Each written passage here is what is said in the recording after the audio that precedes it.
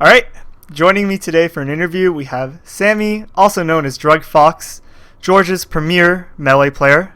How are you Hey, doing today, Sammy? what'd you say? How are you doing? I'm doing pretty well. Glad to be doing this interview with you. All Glad right. to hear all the stream monsters are in the chat. Yeah. So this is gonna be kind of like the first episode in a series I'm doing, where it's JV3, where the idea is that with Melee players, essentially, there's a lot of like rich history behind every player. Like you Yeah, yourself have been playing for almost over a decade now, right? Or near a yeah, I've decade. been playing 11 years now. Yeah, and I feel like that a lot of this information is really kind of overshadowed by just things that have happened in the last few months, or just things that just aren't generally showed, because the only history that most players do know now are things that are just only portrayed by the documentary. Yeah, of course. So people don't know about stuff from before. Mm-hmm. All right, so but getting in, I kind of want to go into your like backstory. I guess like what was life growing up for you as a kid, things like Okay. that. So, I guess I'll go as far back as maybe 2000. So that's Mm-hmm. when I moved to Savannah, Georgia, which Mm-hmm. is where I spent most of my relevant Melee career, Mm-hmm. or irrelevant, I guess, actually. So 2000, moved to Savannah, and around 2004, well, do you want to know Melee background, or do you want to know, like, Not just like life background, I guess, like life even like background? pre Okay. melee. Just things were, let's see, what can I say about me as a kid? Define kid. Do you mean like 5 years old, or, just like growing up in general? Just like growing up as in general, like. Okay, growing up in general. I have one sister, uh, and my parents. Like I said, we moved to Savannah in 2000. Where did you Um, move from? moved from, I believe, Silver Spring, Maryland. Mm-hmm. I was sort of too young to remember that, though. I was like 8 at the time. I have very, very vague memories of Maryland, but not much more than that. I have a Mm-hmm. lot more memories of Savannah. Growing up, I used to always play sports, Mm-hmm. particularly soccer and basketball, but also other ones. So I sort of did that my entire life growing up. That was a big part of my life. Mm-hmm. I'd actually say with soccer, that was probably the first time my parents noticed that I was like really passionate of just about like whatever I choose to do. So that shows obviously with Melee, but like anytime I decide to do something, I put in a lot of time into it. And Mm-hmm. Melee is no exception, but it's not. It's also not anything new. I've always been that way. Okay. What about like your first exposure to games in general? Did you like what was like the first game that you played, and like how about like the first game that you decided to try and play competitively?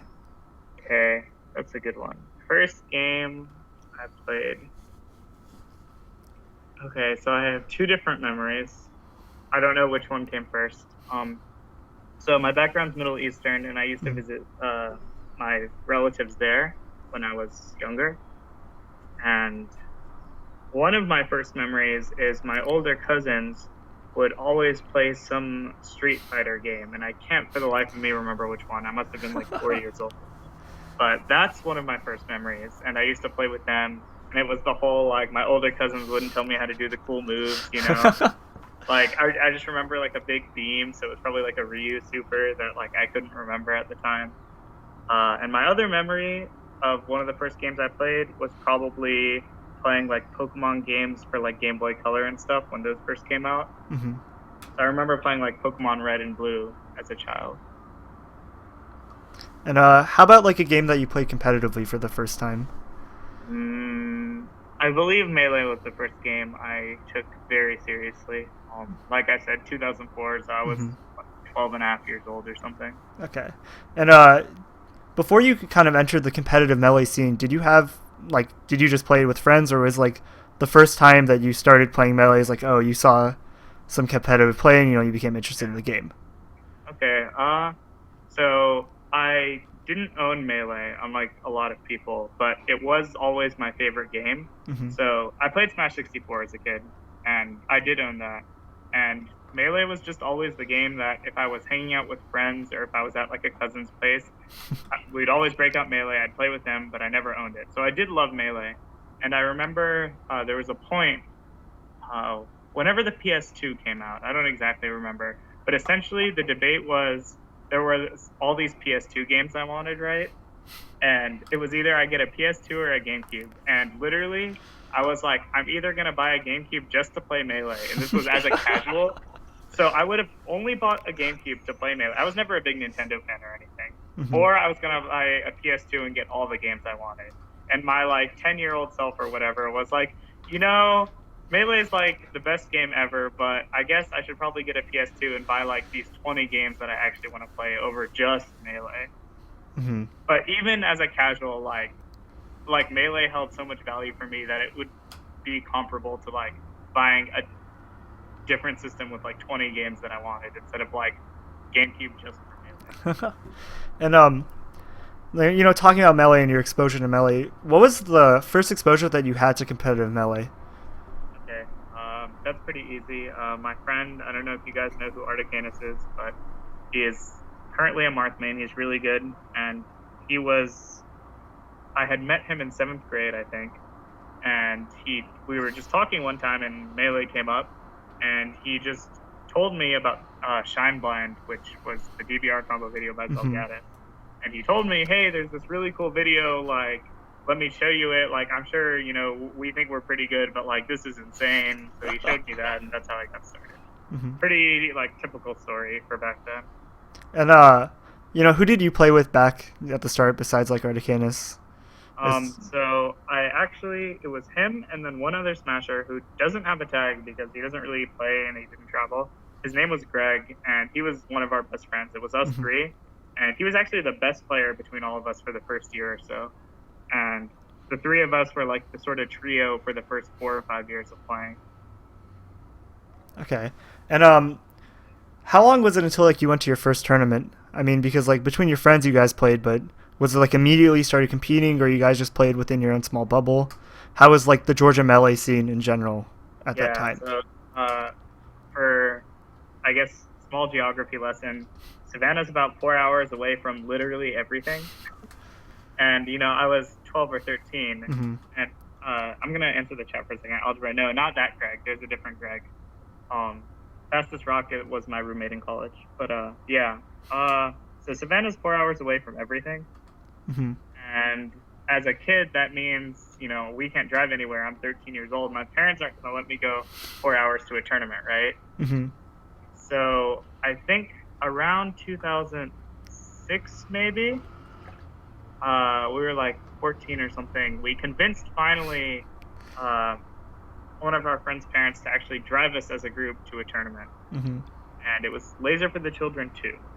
So we were like in our own bubble, like I told you, and those were the best times. We used to go on Smash boards and we used to talk, and like everyone in Georgia Melee thought we were like, the neighborhood kids who weren't good or whatever.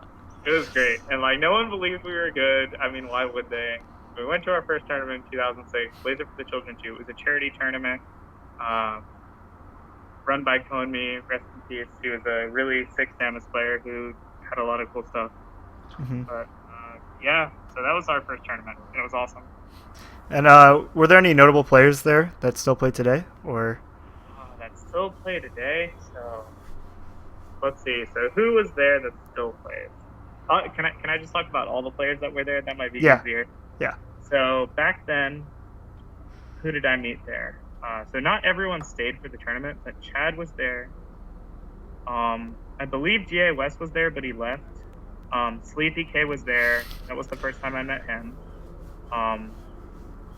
Tong, a Puff player. Full Metal was there. Dogi Sandwich was there, if you guys remember him. The player who won the tournament was actually named 112. He doesn't play anymore. But he was like one of the top yard players at the time. So those were some of the players to give you an idea. And how did you perform at the tournament? I got second at the tournament. Oh, really? Yeah, it was my first tournament that I remember, and I got second, and actually Articanus got third. And you were talking about how no one really believed that you guys would be good. And Yeah. how did Georgia Melee's perception about you guys change? That's a good question. I can't exactly say because I wasn't like a big part of the community really, but my impression now, because I'm friends with everyone now, etc., is sort of like everyone. I definitely think we gained some amount of respect, Like we were by no means the best players, but we were clearly like PR material at the time. Mm-hmm.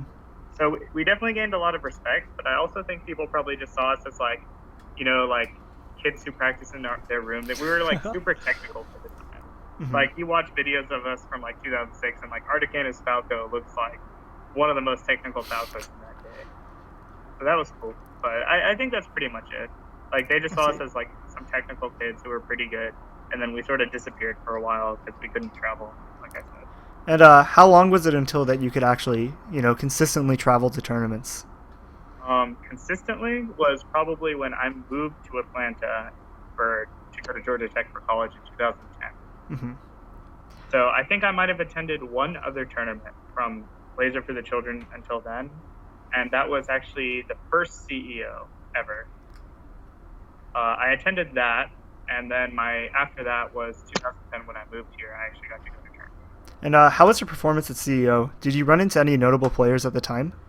Oh yeah, dude, CEO was so cool. I was so excited. That night was like, I think that was right after I graduated high school, actually.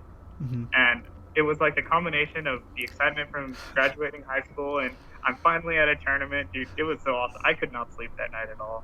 It was so exciting. Notable players, I remember I showed up to the tournament. First thing I see is this setup with Darkrain and Husband sitting down playing. It was so cool.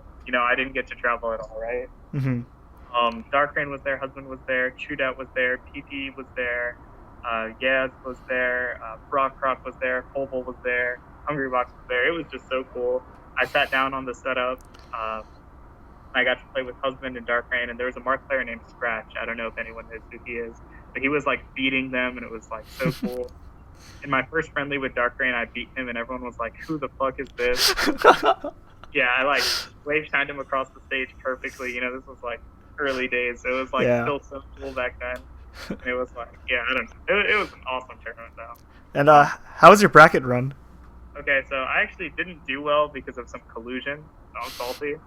So round robin pools, right? Mm-hmm.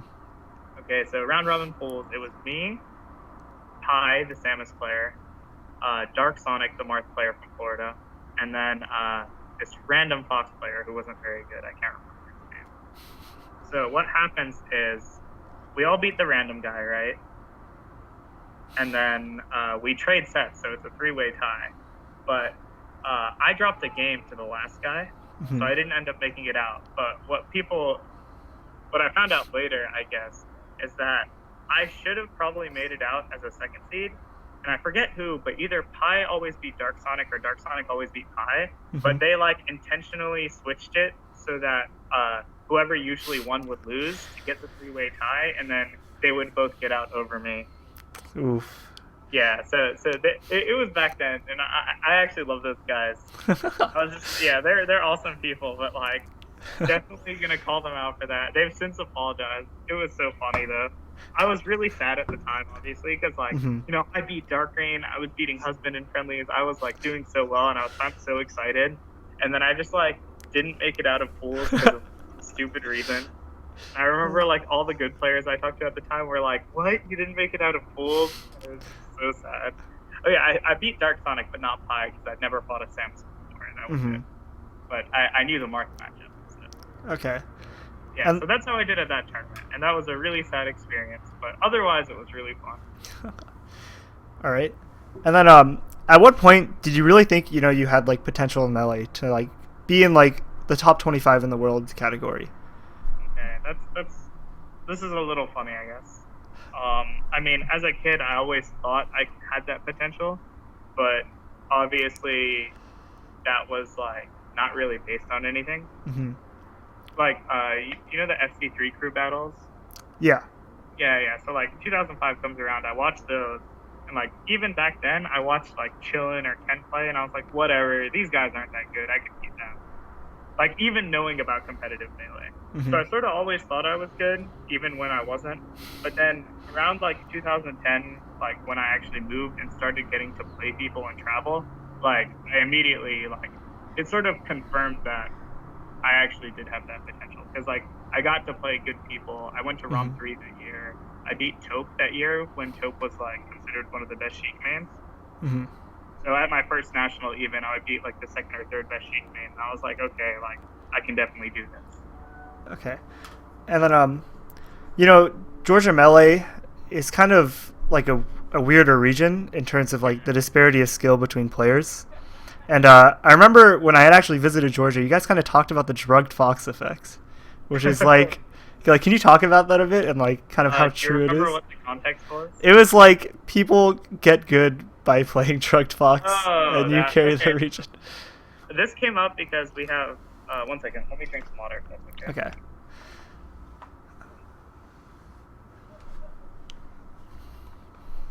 Okay, so drugged fox. That was so funny. So we have like a tier list, right? The Georgia Melee tier list. And the Georgia Melee tier list was like, it was a way to motivate. I forget whose idea it was. It might have been Sleepy's. It was a way to motivate non-PR players, essentially.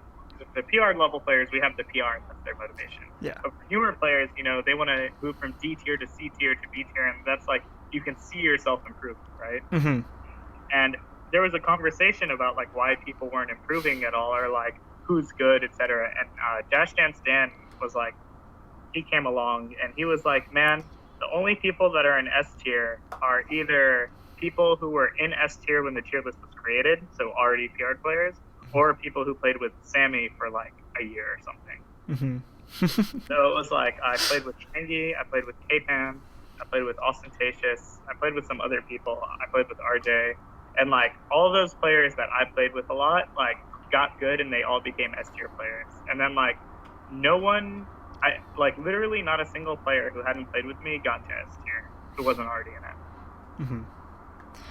And then we're talking about other players' improvements, but like, how about yourself? Because what was it for you that was you were able to bring yourself to this like top 25 level? Because the amount of practice that you would have within Georgia wasn't like kind of comparable. Like, how did you get to the point where you are?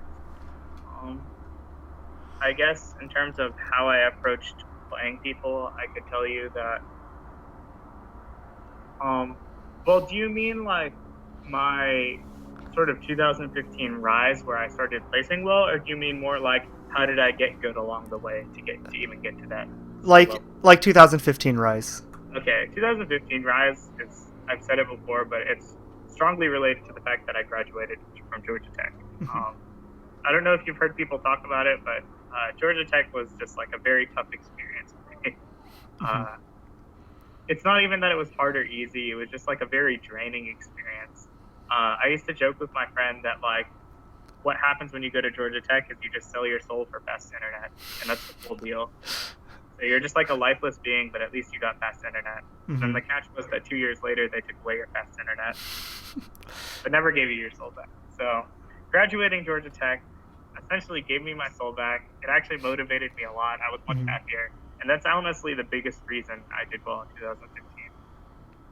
And then in general, did you just mainly like practice tech by yourself, or did you find like your biggest improvements coming from playing out of region players before your 2015 jump? Up till that point, I guess the biggest thing is that I practiced tech a lot, like growing up. Like I said, we were from or like you said, like it was a little bubble, right?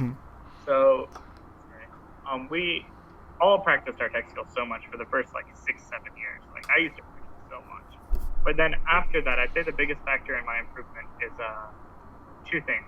One, I just always pushed myself to try to find the best thing to do, like not just what was working. So like, even if I played someone who, let's say, I knew they would F smash in a certain spot every time, right? I didn't just go out of my way to abuse that. I would imagine like what a better player might do, and I would try to beat the opponent who was F smashing while also taking into account like other options they might do. So that's one thing that helped me improve a lot. And I guess to get that mentality of trying to find the best things to do and stuff, what helped me with that is actually playing fighting games. I'd say there was like a 2 or 3 year period where I sort of quit Melee after 2012. I didn't play seriously for 2 years, 3 years till 2015 again. But in that time, I played fighting games, and I actually still improved a lot as a player through that. Yeah, you had a lot of playtime in Marvel and whatnot, right? Yeah, I mostly played Marvel, but I actually played like the majority of fighting games casually up till that point. So I actually always had an interest in fighting games. It's just Marvel was the first one I played competitively. Okay. And then throughout the years, you've gone through a lot of different characters. We've seen you play Fox to Sheik to Falco, and then recently at Battle of Five Gods, you went Fox, and you went really like close with Axe, which is really impressive considering it's been a while since we've seen you go only Fox at like such a large scale tournament. Yeah, anything. So like what was the cause for you to switch between the mains like throughout your melee journey? Okay, so I guess I'll start off by saying that my original main has always been about half Fox, half Falco. If you look up any VODs of me from 2010, 2011, you'll see half the VODs are Fox, half the VODs are Falco. So that's who I was up till that point, right? 2015 comes along, I graduated from Georgia Tech, and I'm like, all right, time to play Melee really seriously, right? So what do? I go practice tech skill every day for like a month. Shortly afterwards, I realized my hands couldn't handle that. So upon my hands starting to hurt, I decided, you know what? I've always loved Sheik a lot. So I've always played Sheik. I've always played Marn. I was like, all right, my hands can't handle this. I'm going to try Sheik instead. So I played Sheik for the whole year. So that explains my first switch from Fox to Sheik. For my second switch from Sheik to Falco, the main explanation is that I wasn't having fun with Sheik anymore. Mm-hmm. What I usually tell people is I wasn't having fun when I was losing, but I also wasn't having fun when I was winning either. And I can talk about that if you're interested. Yeah, I am interested.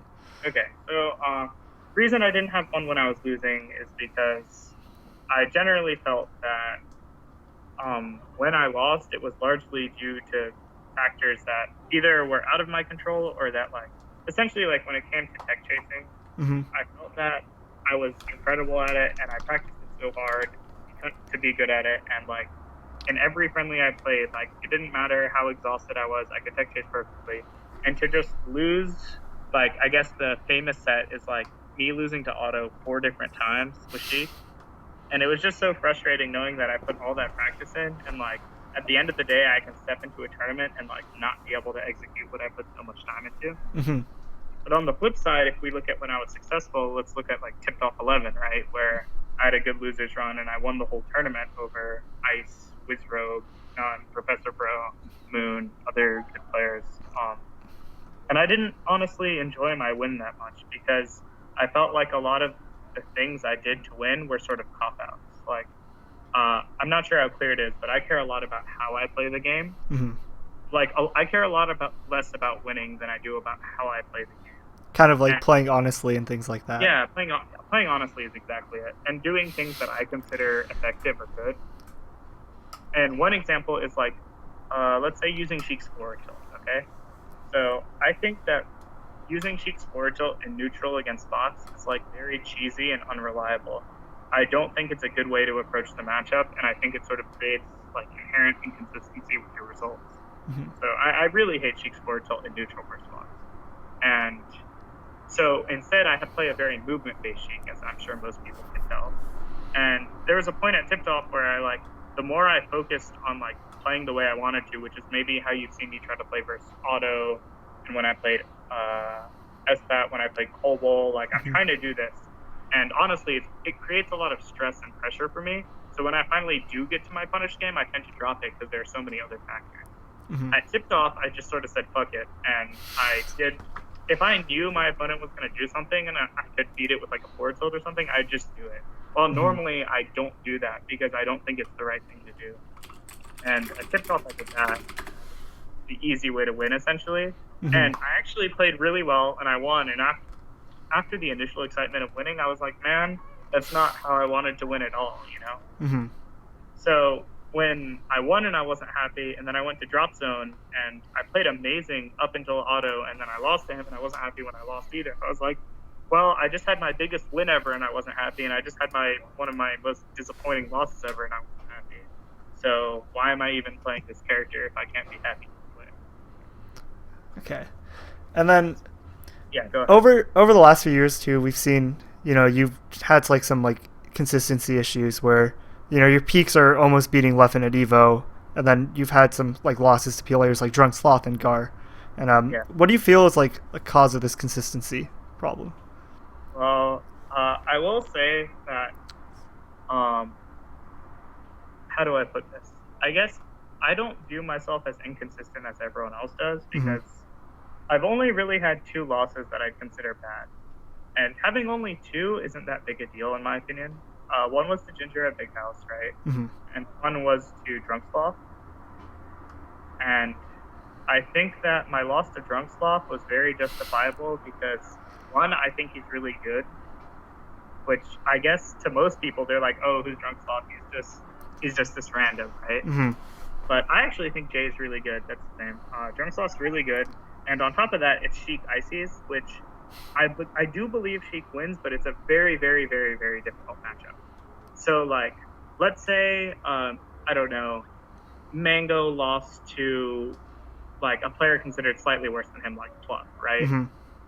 That wouldn't be viewed as particularly inconsistent. It'd just be like, oh, Mango didn't play his best and Pluck played pretty well, right? But in Sheik Ices, I feel like it's sort of the same thing, where if Sheik just doesn't play her best and the Ices plays well, the matchup becomes like absurdly difficult. So I guess that's my main explanation for losing to Drunk Sloth. I just played, like, instead of playing a 9 out of 10, which is what I should do, maybe I played a 6 or a 7, which is still pretty decent. It's just in that matchup, playing a 6 out of 10 means you get completely wrecked. Does that make sense? Yeah, no, it makes sense. Yeah, and then my Ginger loss is like an actual inconsistency. I admit that. But I guess I feel like, you know, if in a whole year of traveling, I only had 1 big bad loss, then, like, that's not that big a deal to me compared to, like, other top players. Whereas I think other top players have had way more random losses. And talking about, like, a little bit about Sheik Ices, you and Laudandis are probably, like, the only 2 Sheik mains who have, like, a high level win in the matchup. Yeah. Do you feel like in the coming years that matchup is going to become more, like, it's going to become better for Sheik? Because, like, we're seeing Faceroll, who's doing pretty well against, like, SoCal's Residents Ices and things like that. That's true. I'm not exactly sure. It sort of depends on the Sheik main. So there's 2 options, right? They either stick it out with Sheik or they switch characters. And as Smash becomes bigger and bigger, there's less and less of a reason to, like, rely on, like, a matchup that's, like, maybe slightly in your favor or something when you could be playing an easier matchup. But if the Sheik mains do decide to stick it out, then yes, I do think the matchup will improve for Sheik a lot. It just depends on whether or not they are dedicated to Sheik. Because I absolutely do think Sheik wins. It's just the struggle is very real for that matchup. And you have to know a lot of things and play very cleanly consistently. On the flip side, though, I actually think the Ices players are not very good at the matchup at the moment, which is actually pretty weird. So maybe, if anything, 2016 will be the year that Ices players step it up in the matchup. And then you were saying kind of like as Melee gets bigger, how do you feel about, like, kind of the pressures that have come that now that you're getting these big wins and, you know, you're getting invited to these invitationals? How do you feel about the public expectations that are on you, like the pressure to perform and stuff? I guess ultimately I do play the game mostly for myself, so I'd say 90% of scenarios it doesn't particularly affect me. But at the same time, I think that getting good, so I am dedicating myself to Fox now, and I think getting good with Fox will be harder because of that pressure that you talked about, because when I was getting good with Sheik, like, there were literally 0 expectations from anyone but myself and my friends, right? But with Fox, it'll be harder because I'm already perceived to be this top 25 player. And I don't expect my Fox to perform at a top 25 level, you know, for maybe 2 or 3 months. And I think that's perfectly reasonable. But, you know, the general viewing population of Melee does not find that reasonable at all. I should be expected to place just as well as I always did, otherwise I'm a fraud. And I do think that will slightly make my character switch a little harder on me. But once I feel comfortable with Fox in tournament, all that pressure won't really matter anymore. And then besides, like, switching into, like, a new character, what do you think is holding you back from breaking into, like, the god status, like, of the top 6, and where you can be consistently taking sets off the top 6 players? That's a good question. I think I really think a lot of the improvement for the game for me has to come from out of the game, not in the game. Mm-hmm. And one of the biggest things that would help me like get to that level would just be dedicating myself so much more.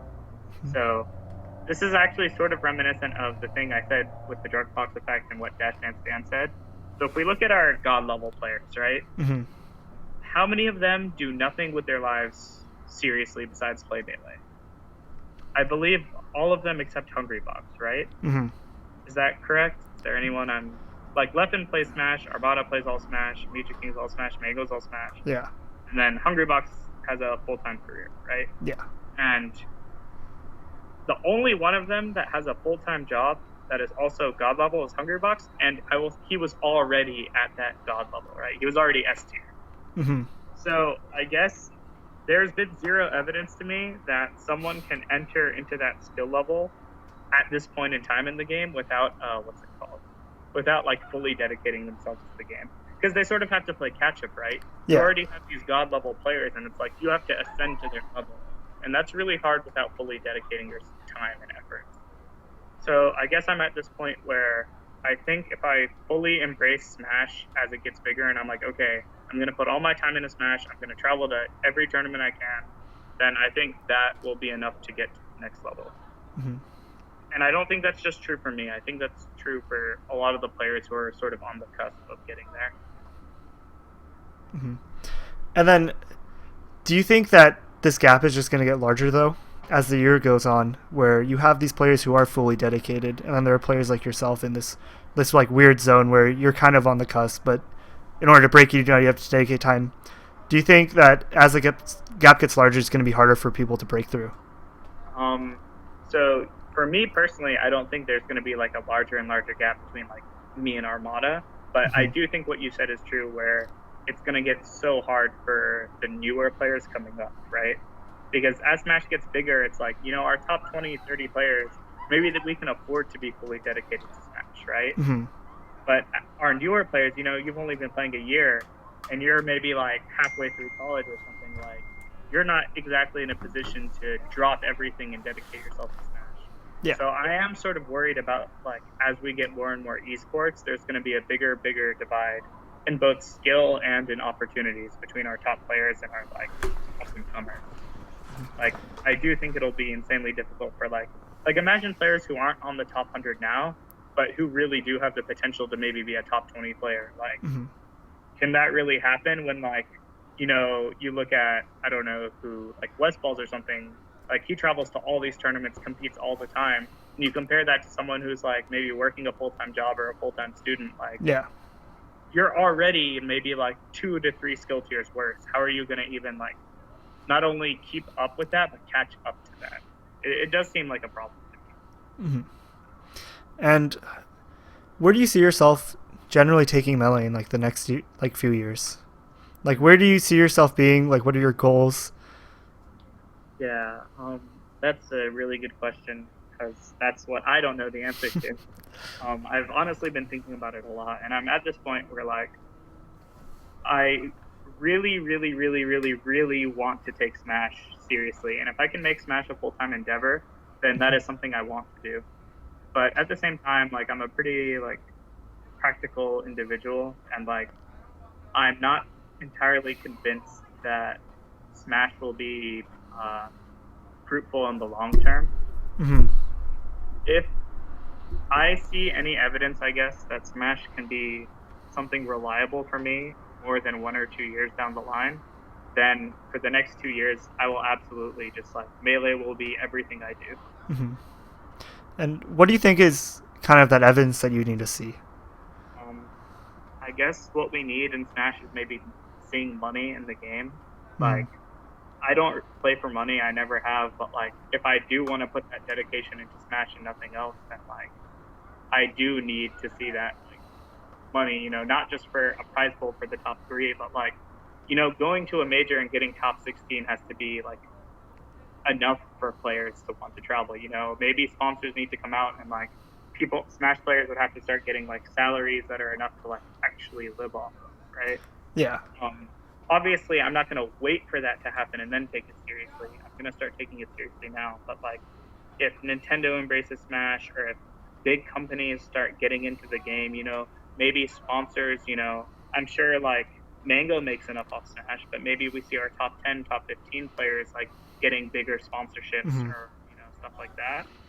That would definitely be a really good sign. Yeah, I guess it's like some things people don't really realize is like, like Evo 2014. I think Silent Wolf made like $100, which was like he got top 8 at like. He beat Leffen, right? I think he did. He got top 8 to get to top 8. Yeah, but he got top 8 at like one of the largest tournaments of all time, and that was barely enough to cover his entry fee. Yeah, for sure. That's not enough if Smash is gonna get big. I do think it is getting big, and I know for a fact that we have people like who are working at Twitch or like Tafikins. Like, I've talked to them, and like these are people who are working hard behind the scenes to like make Melee bigger, right? Yeah. And we've seen things like I believe Nintendo endorsed Genesis, right? Yeah. There was stuff like that, and people are like, "What is this about?" And I mean, I don't know the details, but I'm hoping that these are all really good signs. And I trust the people we have working in Smash to make it bigger. So I'm hoping maybe within a year we'll really see some changes. All right. That's about it for the questions I have today. Are there any like shout outs you want to give, final words, anything like that? Definitely shout outs to you for doing this interview. I always love doing interviews, and I hope like your series gets kicked off well with this. Shout outs to TGL, my current sponsor. They actually take really good care of me, and I had a lot of fun in Miami this weekend. And then also shout outs to all the people I ever talked to about Smash or played Smash with. Like, I will say that having a really strong circle of Smash friends to talk about the game with, to play the game with, like, that's really what keeps me into Smash. Like, it's not just the game itself. It's all the people who like help me get good. Like, if I didn't have so many people to talk about the game with and practice with all the time, there's no way I'd be good now. All right. So thank you for joining me. You can follow Sammy on Twitter at DruggedFox. Do you also stream right now? I've lately been streaming, yeah. All right, and what is your Twitch channel? Is it also DruggedFox? Pretty much any YouTube, social media, Twitch will be DruggedFox. All right. And you can follow me at SDAshkon. We're going to have another small segment, which is kind of like an after-hours non-esports questions with the chat. If you're watching on YouTube, I'll have an annotation link and a link in the description. But otherwise, thank you for joining me today, Sammy, and it was a good interview.